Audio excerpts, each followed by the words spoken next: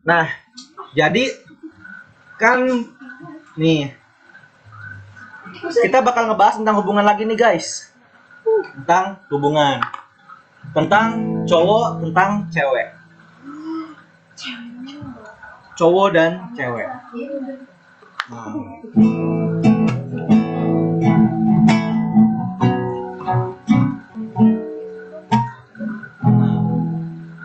Tahu nggak sih guys, nih ketika kita bakal sedikit ngulang kali ya yang kemarin ya. Ketika manusia diciptain, manusia kan diciptakan berpasangan ya. Ketika manusia diciptain apa? Berpasangan. Ya misalnya Adam dan Hawa gitu. Diciptain itu berpasangan dan itu ketika manusia diciptain itu begini. Ketika cowok diciptain, cowok itu dikasih tujuan sama Tuhan. Dikasih apa? Tujuan. Nah, dikasih beban, dikasih visi sama Tuhan. Seorang cowok yang ideal, dia itu punya tujuan, dia itu punya beban. Beban di mana? Beban di dunia pelayanan, dan juga dia punya beban buat apa? Ntar dia ke depan mau kayak gimana gitu. Yang pasti dalam arahannya Tuhan.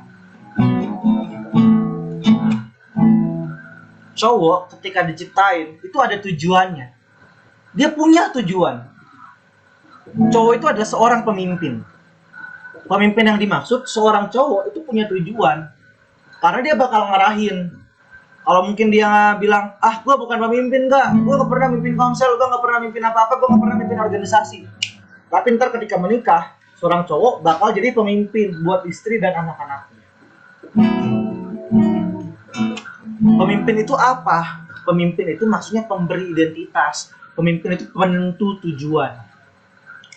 Nah, tujuannya misalnya kayak gimana? Misalnya, tujuan itu ada tujuan-tujuan kecil dan ada tujuan besar yang langsung Tuhan kasih. Nanti ini bakal mulai kerasa, tujuannya bakal mulai kerasa semakin kita dewasa, buat cowok nih ya.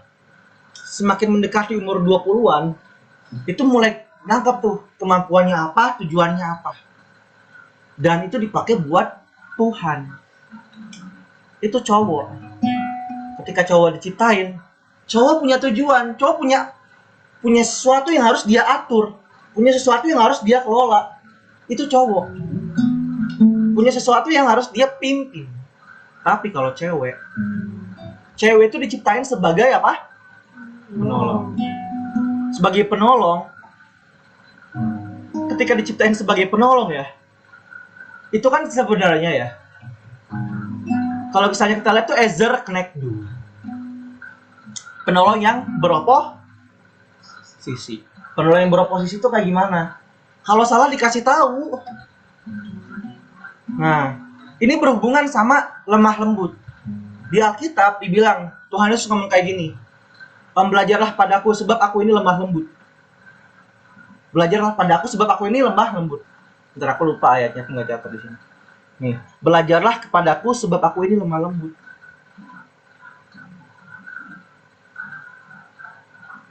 Nih, maksudnya itu apa? Lemah lembut itu maksudnya kayak gini. Lemah lembut itu maksudnya kayak gini, dengerin nih. Lemah lembut itu sebenarnya kurang cocok kalau misalnya pakai kata diagram. Kalau kita pakai bahasa Indonesia kurang cocok. Tapi lemah lembut itu diagram sebenarnya. Yang ini misalnya nih, ada misalnya kita punya teman, punya sahabat dekat. Sahabat dekat kita buat salah. Misalnya sahabat dekat kita buat salah. Kalau misalnya di diagram sini, diagram kanan nih, itu nggak marah dia ngelihat tapi dia bodo amat, dia nggak peduli sama sekali. Diagram kanan nih, dia nggak peduli sama sekali. Di diagram kiri, di tempatnya Boyke, dia ngomel, dia ngeluarin emosinya, dia ngasih tahu salah, tapi dengan berapi-api, dengan ngomel-ngomel. dengan nggak terkontrol. Nah, yang tadi ini apa kalau di pihak sini? Dia tahu salah, tapi dia ngapain? Bodoh amat. Kalau di sini dia salah terus dia ngapain? Marah-marah, diomelin, nggak terkontrol emosinya. Lemah lembut itu di mana posisinya? Di tengah. Jadi dia nggak membiarkan, tapi dia tetap mengontrol emosinya supaya nggak berapi-api, supaya dia ngasih taunya nggak salah. Itu lemah lembut. Belajarlah kepadaku sebab aku ini lemah lembut. Maksud lemah lembut itu. Ketika ada kesalahan, ketika ada yang salah, dikasih taunya. Tadi dia nggak bodo amat dan dia nggak ngasih taunya dengan berapi-api. Itu kemampuan cewek. Cowok juga punya kemampuan kayak begitu. Tapi lebih kuat di mana? Ya di cewek. Kalau di cowok punya kemampuan mimpin. Cewek juga punya kemampuan mimpin dong. Kan Karin ketua ini. Iya sih. Ketua nih. Kan ketua. Tapi ketika nanti misalnya berumah tangga, sebenarnya seorang cowok itu mesti punya kemampuan yang namanya mimpin. Dan emang dalam diri cowok itu ada kemampuan mimpin. Sampai sini nanggap gak? Oh, berarti kalau itu cowoknya yang lebih dominan itu berarti. Nah, ini Jadi bukan. ceweknya kalau Coba. misal kalau dalam berumah tangga, ceweknya nggak mungkin bisa kayak lebih dominan dari si cowoknya. Ya, aku lupa ayatnya. Ini nggak ada yang lebih dominan. Iya, nggak ada yang lebih dominan. Tapi gini, ntar aku coba cari ayatnya dulu ya. Ini aku ada ayatnya nih. Aku tadi habis nyari sih. Nah, jadi kalau dibilang nih, mana nih ayatnya? Efesus 5 ayat 22 sampai 23. Sampai 2, bentar. Efesus 5 ayat 22, baca deh.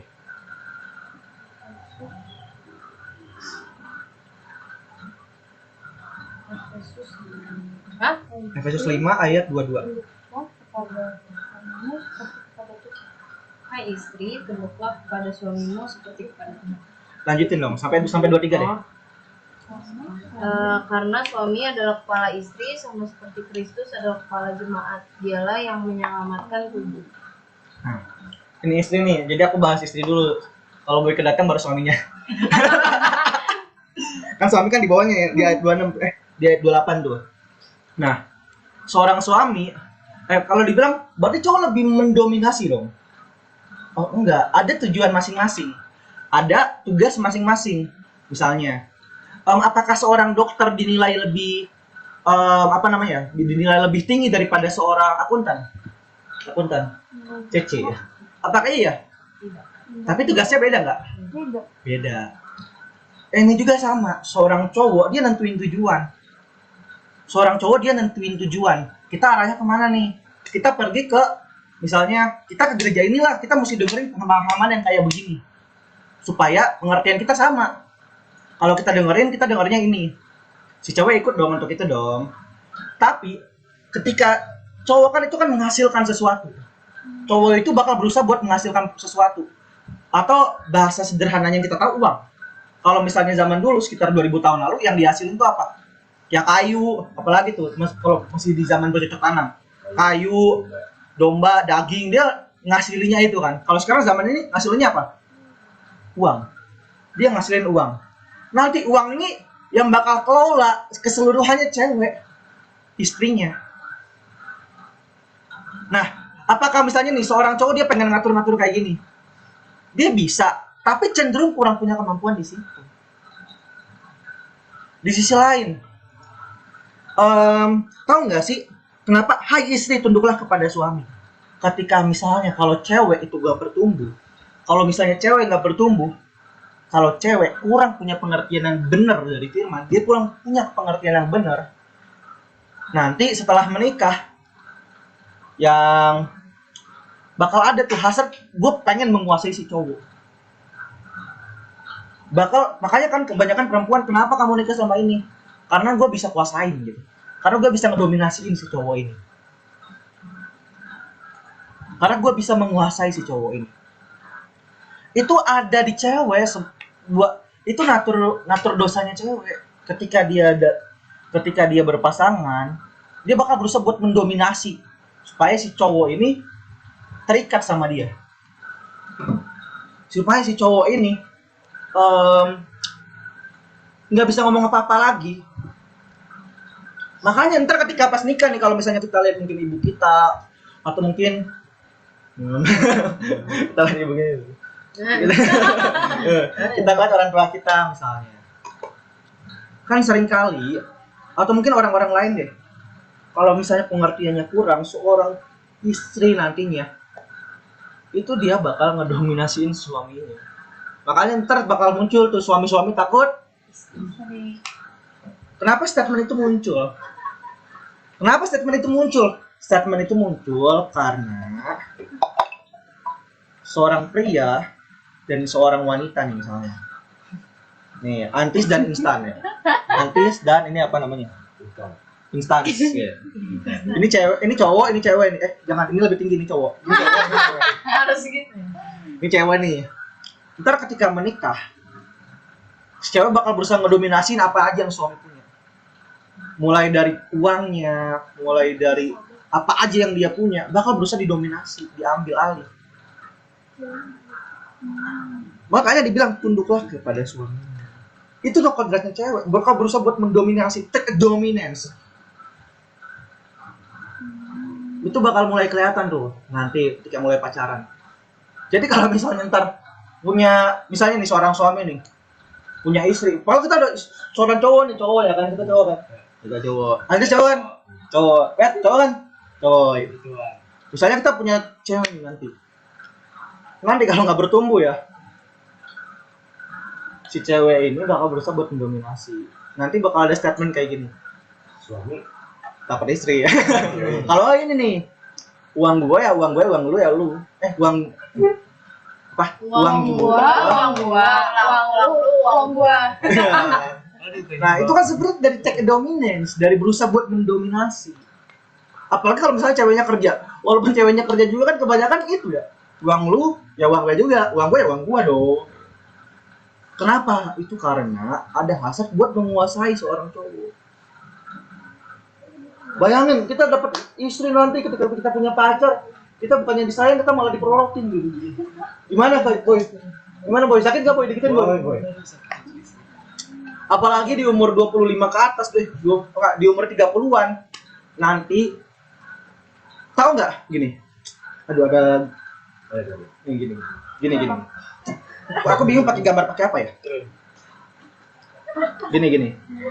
Nih, jadi kan ada namanya diagram gini, diagram. Di umur remaja yang paling sering selingkuh atau paling sering cari yang lain itu siapa? Cowok. Di umur dewasa muda atau di umur 24 gitu. Di umur 25 sampai 30-an. Ada satu fakta yang menarik. Di umur 25 sampai 30-an itu cewek yang lebih sering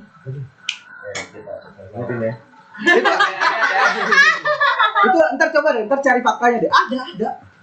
Di umur segitu. Karena kenapa? Cewek nyarinya nyari nanti di umur segitu. Aku nggak ada ini ya sih, aku nggak ada apa namanya.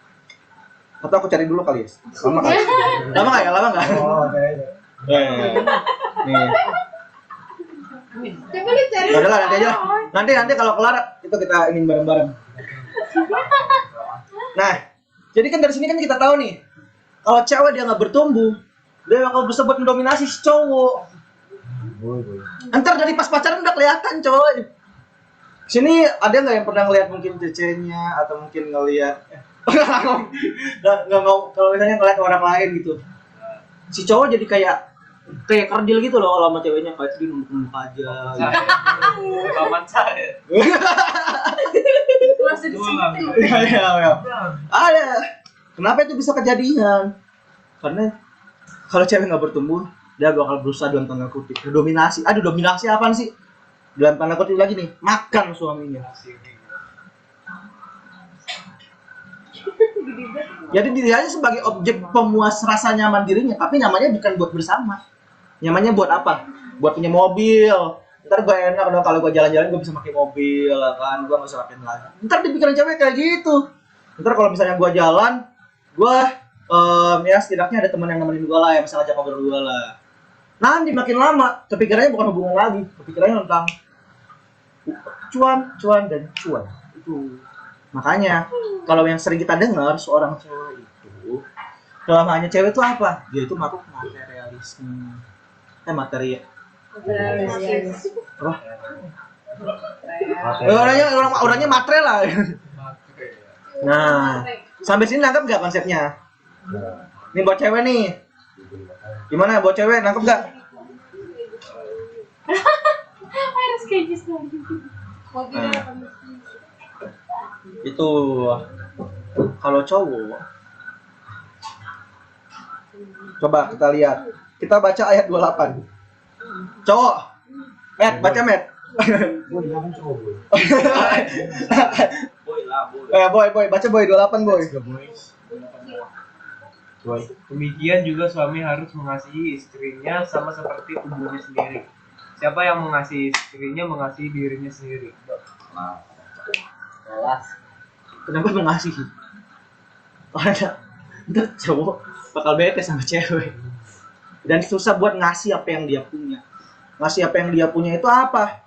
Uang, tenaga, waktu. Ntar kalau misalnya jadiannya udah lama, biasanya udah mulai bete nih kayak apa kalau cowok tuh kayak apa ya? Kayak kalau udah janji komitmen ya, udah nikah misalnya. Ntar cowok tuh bakal ngerasa bosan, sedikit bosan. Dan dia susah buat ngasih. Mungkin dia bisa ngasih uangnya. Bisa nggak ngasih uang? Ya nggak bisa enggak masalahnya. Nggak bisa enggak ya kan pasti bakal ngasih uangnya. Tapi dia masih mau ngasih waktunya nggak? Masih mau nggak ngasih waktunya? Mengasihi di sini sederhananya dia memberikan apa yang dia punya buat pasangannya. Makanya seringkali kalau kita lihat ada suami istri atau misalnya Cina kan gak enak kalau misalnya udah jadi suami istri, rata-rata seorang cowok tuh jadi malas buat ngobrol. Dia nggak mau ngasih apa yang dia punya. Yang dia punya di sini bukan lagi uang, karena uang udah nggak bisa diganggu gugat lagi. Kalau dia nggak ngasih uang ya mati lah keluarganya. Tapi dia udah mulai lagi nggak ngasih waktu. Tahu waktu gak? Waktu itu hal yang paling, itu resource paling berharga. Resource itu apa ya? Sumber daya atau suatu hal yang paling berharga yang kita punya itu apa? Waktu. Nanti cowok kalau misalnya nggak bertumbuh, yang dia pikirin ntar bisnis gua gimana ya, ntar berarti hari Senin gua harus meeting sama Ucup misalnya. Oh ini mana mau connecting sahabat jangan. Kalau Senin misalnya hari Senin gua harus meeting sama Nole gitu. Nole misalnya Nole.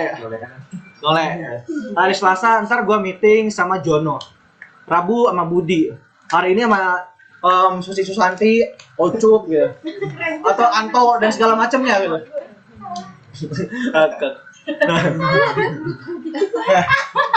Terus nih. Yang dia pikirin tuh bagaimana ngembangin kerajaannya. Atau dia ngembangin keuangannya, dia ngembangin bisnisnya, dia ngembangin karirnya. Dia udah enggak terlalu mikirin lagi kalau dia punya istri. Makanya sering kita lihat ya kan, cowok-cowok kalau udah jadi itu ya udah, yang penting istri gue hidup aman. Yang penting gue kasih uang. Ntar kita bakal sering denger tuh kalau misalnya makin gede sama cowok-cowok, yang penting gue kasih uang sama istri gue.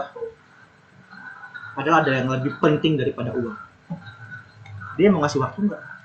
Dia masih mau ngobrol nggak? Dia mau ngasih waktunya buat dengerin istrinya cerita nggak? Jadi kalau kita nggak bertumbuh nih boy, nih Matt, nih Res ya. Kalau kita nggak bertumbuh nih, kasihan nanti, ya nggak? Kasihan. Apa boy? Lucu banget. Wah jadi itu teman-teman. Apa? Ngapain sih ya? Ya kamu. Iya. Ayo dong, aku sedih dong. Bukan temen gue. Nah, jadi kita tahu nih, kalau misalnya cowok nggak bertumbuh, kasihan ceweknya. Dan kalau cewek nggak bertumbuh, kasihan cowoknya. Kalau cewek nggak bertumbuh, ntar cowoknya itu cuma jadi sapi perah doang yang diperes. Gitu. Kalau cewek nggak bertumbuh, kalau misalnya seorang cowok nggak bertumbuh, ceweknya itu cuma jadi objek pemuas doang. Dan ini sedih gitu. Seorang cowok nggak sejahtera karena dia seharusnya memimpin. Seorang cewek nggak sejahtera karena dia harusnya punya hubungan. Cewek tuh bangun hubungan, bangun ngobrol. Bayangin aja kalau misalnya setahun 2 tahun nggak pernah ngobrol sama suami, tapi tinggal bareng.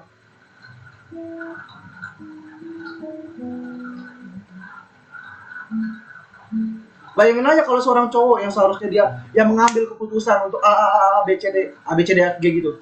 Harusnya ntar kita kesini ya, ntar kita kesini ya. Tapi didominasi sama ceweknya, sama istrinya. Seorang cowok nggak sejahtera. Kita itu bahagia karena kita ngelakuin tugas yang kita punya. Kita sejahtera karena kita berfungsi sesuai dengan naturnya kita. Sampai sini nangkep gak? Nangkep? Jadi nih, guys. Ada. Nih, aku masih ngelakot ya guys ya. Jadi sampai sini ngerti gak nih? Entah. Sampai sini nangkep gak ya maksudku nih? Ini cewek ini cowok nih.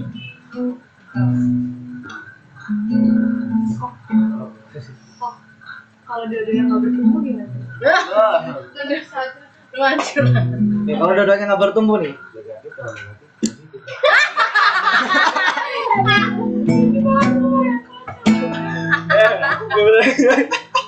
Parah.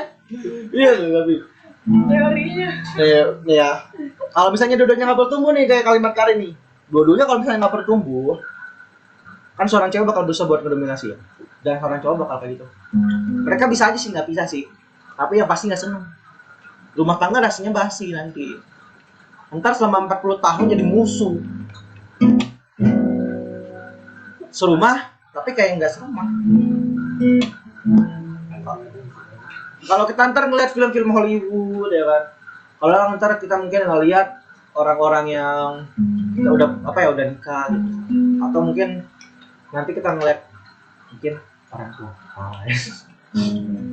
atau mungkin orang tua teman-temannya kita.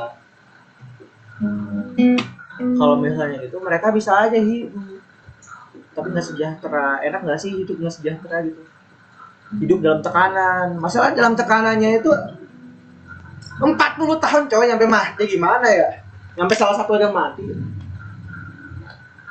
Dan itu juga setelah meninggal pasti tetep dong masih sayang dong karena udah jalan bareng lama. Nah jadi kalau misalnya ntar kita pengen punya pasangan sama sejahtera gitu, kita berguna buat pasangan kita dan nanti kita juga jadi orang yang disenengin, jadi orang yang berharga buat pasangan kita. Caranya gimana? Kita mesti pahamin, ngertiin firman tiap hari. Kita berusaha buat belajar tiap hari. 3 nilai yang selalu ditekanin: belajar, berdoa, dan ada yang inget? Ada yang bersekutu. Kalau bersekutu ribet kan bahasanya. Berteman sama teman-teman. Belajar secara berkelompok maupun sendiri. Berdoa secara berkelompok maupun sendiri. Dan berteman sama teman-teman yang mau belajar firman juga. Tujuannya buat apa? Pengertian kita berubah, perasaan kita berubah. Jadi kita jadi orang yang tulus sama pasangan kita. Kita nggak berusaha buat cewek nih. Ketika ada cowok, kita nggak berusaha buat nge-take dominance. Kita nggak berusaha buat ngedominasi. Kita nggak berusaha buat ngelihat cowok ini sebagai pemuasnya kita. Dalam hal yang penting gue dapet jadi material lah pokoknya. Dan seorang cowok ketika ngelihat cewek sebagai objek pemuas juga. Ini butuh yang namanya firman, ini butuh namanya kebenaran yang kita dapat setiap hari dari belajar firman, yang kita dapat setiap hari dari konsel, yang ada di doa pagi, di doa malam, yang ada di musik forsel, yang ada di kegiatan ibadah gabungan. Itu kenapa penting.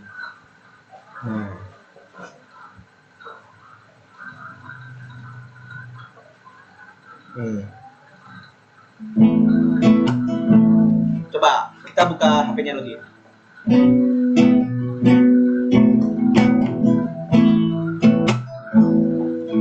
Coba kita ulang live-nya aja ya.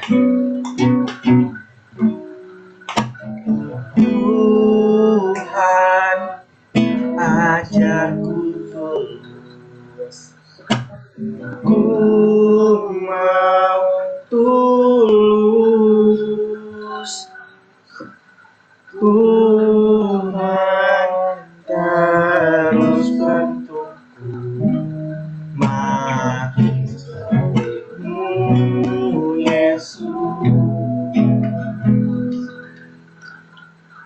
jadi orang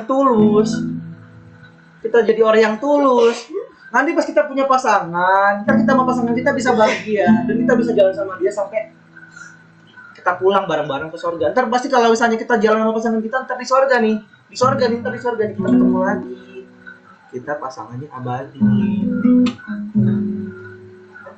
Kita berusaha buat nunggu, kita berusaha buat tahan perasaan kita dari sekarang. Ketika kita suka sama seseorang, kita berusaha buat nahan. Nahannya gimana?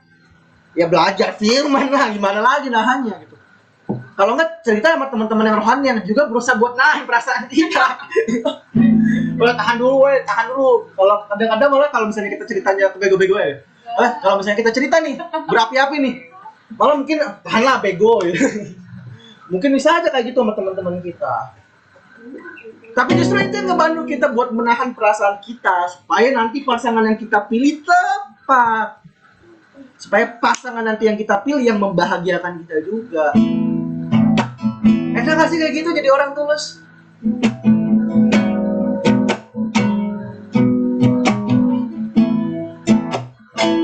Nah, kita coba ulang dari awal ya. Ini diriku.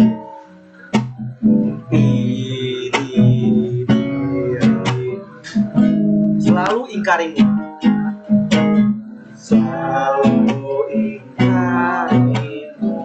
menyakiti hatimu,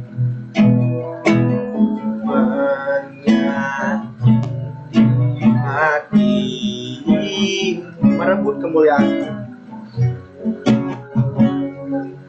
Jangan, ini diriku.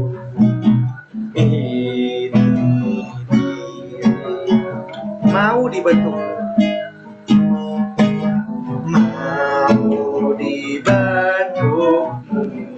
ku serahkan hidup,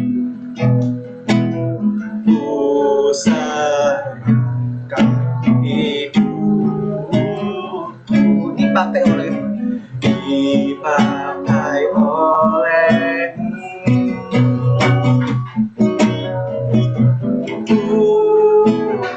Ajarku tulus, ku mau tulus,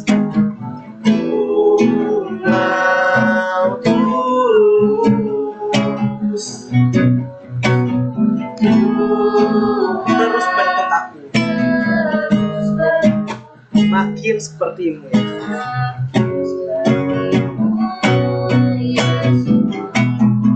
Kita ulang lagi.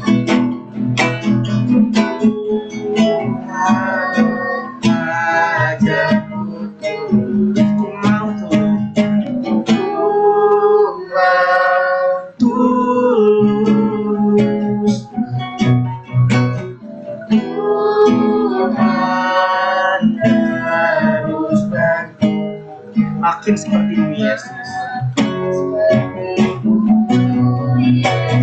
Kita ulang lagi. Tuhan ajarku tulus, ku mau tulus, ku mau tulus. Tuhan terus bentuk makin seperti Yesus.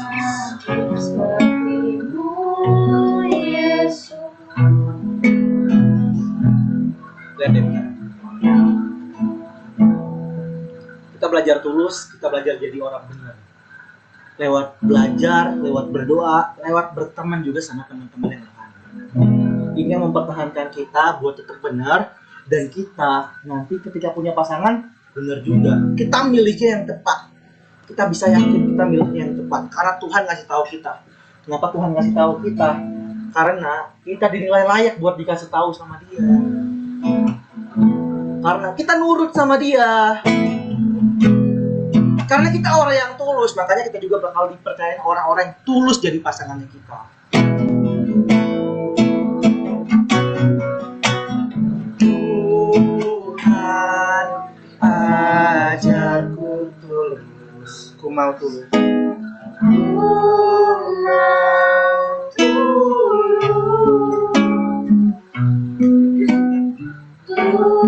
Tuhan terus bentukku makin seperti-Mu, Yesus.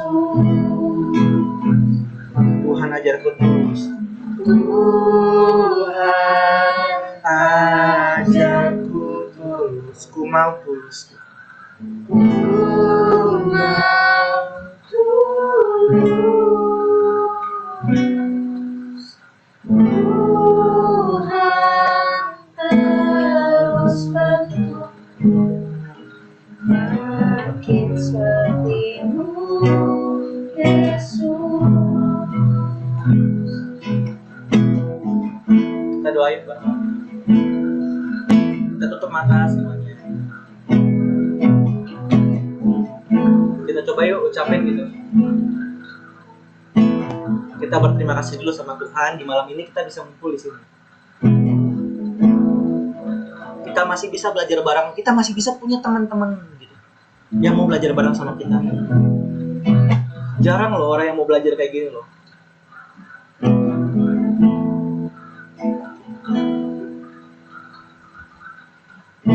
Kita ucapin kata-kata berkat sama teman-teman kita, karena dia juga kita masih ada di sini. Karena teman-teman kita juga yang ngebantu nguatin kita buat tetap bertahan di sini. Kita berusaha buat berdoa buat teman-teman kita ya. Masing-masing yang ada di pikiran kita doain. Kalau kita nggak punya teman yang sama kita gitu, ya mungkin kita jadi orang jahat. Kita ucapin kata-kata berkat buat dia.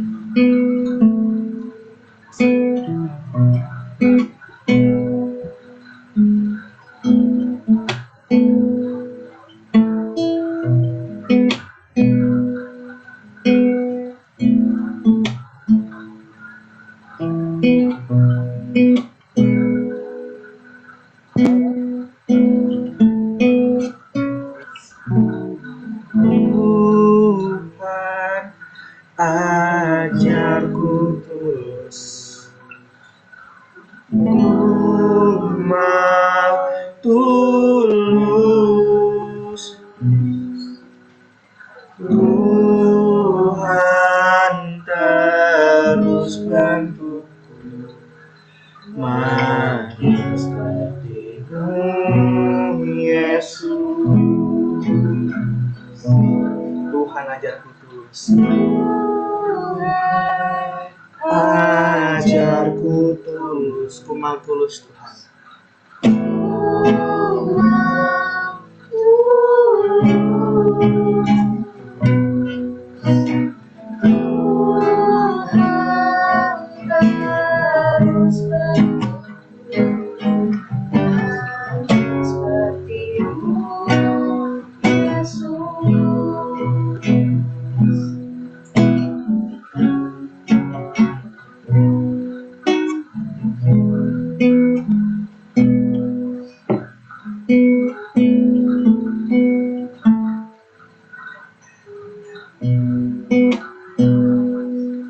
Ya Aba ya Bapa, kami bersyukur untuk kesempatan kali ini kami bisa belajar bersama di sini.